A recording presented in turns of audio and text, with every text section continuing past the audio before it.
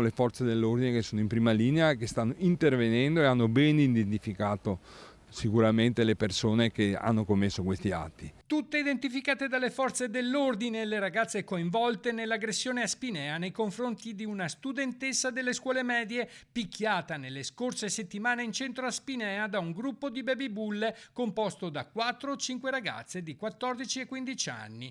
Giovani e crudeli avevano colpito la malcapitata con pugni e spinte, arrivando persino a strapparle i capelli.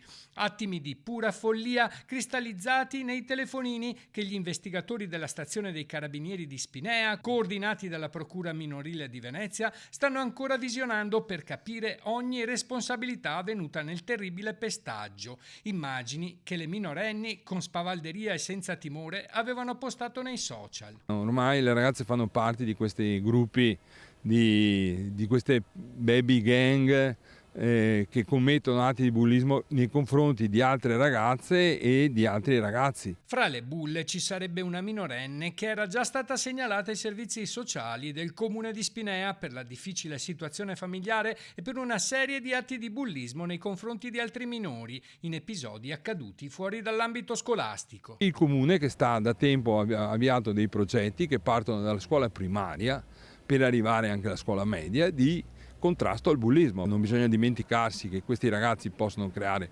molti problemi e lo vediamo in città ben più grandi di noi, di come la situazione ormai è degenerata. La violenza, che sembra essere scoppiata senza un motivo reale, ha destato grande preoccupazione tra i genitori degli studenti delle scuole medie di Spinea. L'appello è a tutte le persone che vedono e che devono segnalare. Se qualcuno vede queste situazioni che si stanno verificando, chiami le forze dell'ordine. Questa è l'opera, non ci si deve girare da un'altra parte.